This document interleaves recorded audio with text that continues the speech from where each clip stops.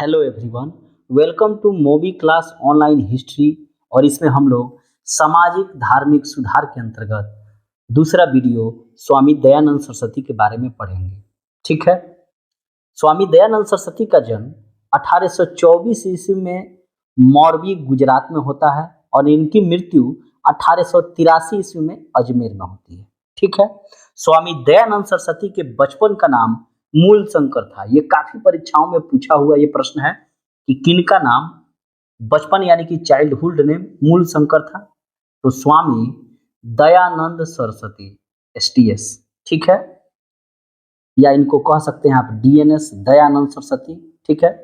इनके प्रारंभिक गुरु जिनसे इन्होंने सन्यास की दीक्षा ली, सन्यासी बने, उनका नाम स्वामी पूर्णानंद था। ठीक है। और वेदों की शिक्षा जिनसे इन्होंने ली उनका नाम बिरजानंद था, मथुरा से। और ये अंधे थे। इनके जो गुरु थे ये अंधे थे जिनसे इन्होंने वेदों की शिक्षा ली। ये वही स्वामी दयानंद सरस्वती हैं, DNS, जिन्होंने वेदों की ओर लौटो का नारा दिया था। ठीक है। अर्थात इनका मोटो क्या था कि वैदिक धर्म की स्थापना करना, go back to Veda and India for Indians. Bharat भारतीयों के लिए है और वेदों की ओर लौटो। ठीक है। ये भी वैसे ही चाहते थे जैसे राजा राममोहन राय, जैसे कि कर्म के आधार पर वर्ण व्यवस्था होनी चाहिए। वेदों को इन्होंने सर्वोच्चता दी। ठीक है। कास्ट सिस्टम को इन्होंने नकारा और अस्पृश्यता को इन्होंने नकारा। ठीक है। स्वामी दयानंद सरस्वती के द्वारा कुछ किताबें लिखी गई जो काफी इंपॉर्टेंट है। सत्यार्थ प्रकाश इन्होंने हिंदी भाषा में लिखा है। ये काफी इंपॉर्टेंट है, बार बार परीक्षाओं में पूछा जाता है कि सत्यार्थ प्रकाश के लेखक निम्न में से कौन है, तो दयानंद सरस्वती। ठीक है, वो हिंदी भाषा में लिखे हैं। पाखंड खंडन अर्थात पाखंडियों का इन्होंने खंडन किया। वेद भाष्य भूमिका, ऋग्वेद भाष्य, अद्वैत मत का खंडन किया। पंच महायज्ञ विधि, वल्लभाचार्य मत का इन्होंने खंडन किया। ठीक है। स्वामी दयानंद सरस्वती ने ही वेदों को भारत का आधार स्तंभ कहा। ये काफी इंपॉर्टेंट प्रश्न है कि किनके द्वारा वेदों को भारत का आधार स्तंभ कहा गया। ठीक है, रूट पिलर। भारतीयों को पुनः वेदों की ओर लौटो का नारा दिया, अर्थात go back to Veda, India for Indians, इन्हीं का नारा है। नेक्स्ट पे चलते हैं।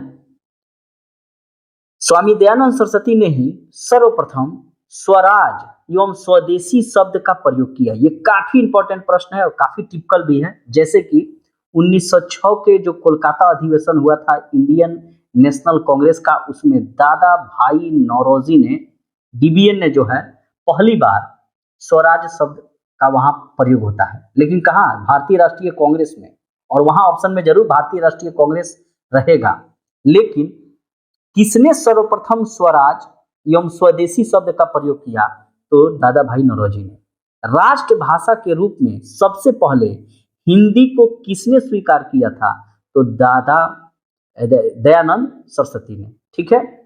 स्वामी दयानंद सरस्वती के द्वारा किए गए सुधारों एवं परिवर्तनों के कारण ही उन्हें भारत का मार्टिन लूथर किंग कहा जाता है। ठीक है।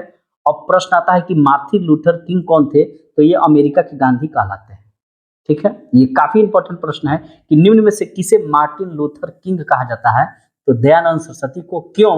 क्योंकि भारतीय समाज में किए गए सुधारों एवं परिवर्तनों के कारण ही जो इनके द्वारा किए गए, DNS के द्वारा, दयानंद सरस्वती के द्वारा, इसलिए ना मार्टिन लूथर किंग कहा जाता है।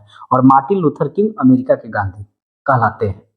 सर वेलेंटाइन सिरोल ने, ये काफी इंपॉर्टेंट व्यक्ति है जो सब पर कमेंट किया है। ठीक है। इसने दो लोगों पर कमेंट किया है वेलेंटाइन सिरोल ने, एक तो बीजी तिलक पर, ठीक है, और एक आर्य समाज को। तो अब यहां से प्रश्न आता है कि आर्य समाज को इसने भारतीय अशांति का जन्मदाता कहा था। ये वेलेंटाइन जो सिरोल है, इसने आर्य समाज को भारतीय अशांति का जन्मदाता कहा था और साथ ही बाल गंगाधर तिलक को भी भारतीय अशांति का जन्मदाता कहा था। तो यहाँ से प्रश्न आता है कि वेलेंटाइन सिरोल ने दो चीजों को कहा था, एक तो बीजी तिलक को और दूसरे आर्य समाज को।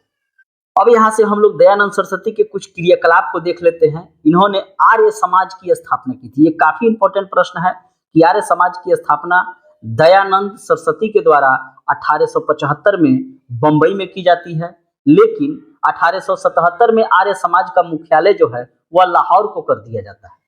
ठीक है, अब यहाँ से प्रश्न आता है कि आखिर आर्य समाज की स्थापना के क्या उद्देश्य थे।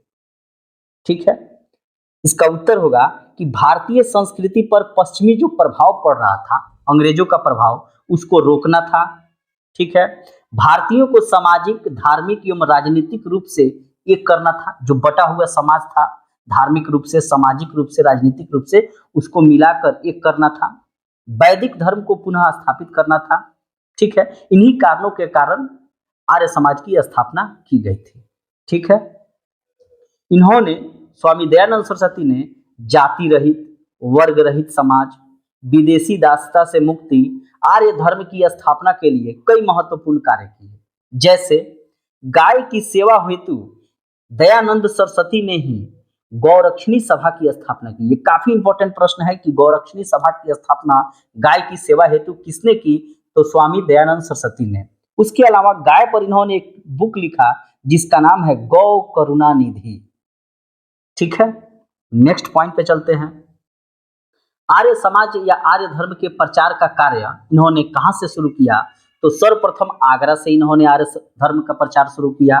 आगरा में ही इन्होंने पाखंड खंडनी झंडा फहराई और हिंदू धर्म को छोड़कर अन्य धर्म अपनाने वालों के लिए शुद्धि आंदोलन की शुरुआत इनके द्वारा की गई। ठीक है, आर्य समाज का विभाजन हो जाता है आगे चलकर, कारण शिक्षा के माध्यम को लेकर। 1875 ईस्वी में बंबई में जो आर्य समाज की इन्होंने स्थापना की थी, उसको शिक्षा का माध्यम लेकर 1893 में जो है उसमें फूट पड़ जाता है। परिणाम यह निकलता है कि डीएवी कॉलेज 1886 लाहौर में स्थापित होता है और इसका मीडियम इंग्लिश है। डीएवी स्कूल के बारे में आप लोगों ने सुना होगा, और उसका मीडियम इंग्लिश था। और ये किसके द्वारा स्थापित किया जाता है, लाला हंसराज के द्वारा। ठीक है, और गुरुकुल कांगड़ा हरिद्वार में स्थापित होता है 1902 में स्वामी श्रद्धानंद एवं लेखराम एवं मुंशी राम के द्वारा, और ये वैदिक एजुकेशन के लिए स्थापित किया जाता है। तो इस प्रकार ये हमारा सामाजिक धार्मिक सुधार के अंतर्गत दूसरे व्यक्ति दयानंद सरस्वती कंप्लीट हुआ। अगर चैनल पे नए हैं तो सब्सक्राइब करना ना भूलें, और साथ ही कंप्लीट इस चैनल पे हिस्ट्री को कवर किया जाएगा, इंडियन हिस्ट्री को, उसके बाद वर्ल्ड हिस्ट्री को। अगर इन सभी चीज़ों का पीडीएफ प्राप्त, जितने भी इस चैनल पे अपलोड किए जाएंगे हिस्ट्री के सब कुछ, सब्जेक्टिव ऑब्जेक्टिव, ठीक है, तो उसका पीडीएफ अगर आप प्राप्त करना चाहते हैं तो इस नंबर पे संपर्क कर सकते हैं। हेल्पी फी के रूप में इतना में कर सकते हैं, आजीवन इस पे पढ़ सकते हैं जब तक अपलोड किया जाएगा। ठीक है, मिलते हैं एक नए वीडियो में, तब तक के लिए थैंक यू।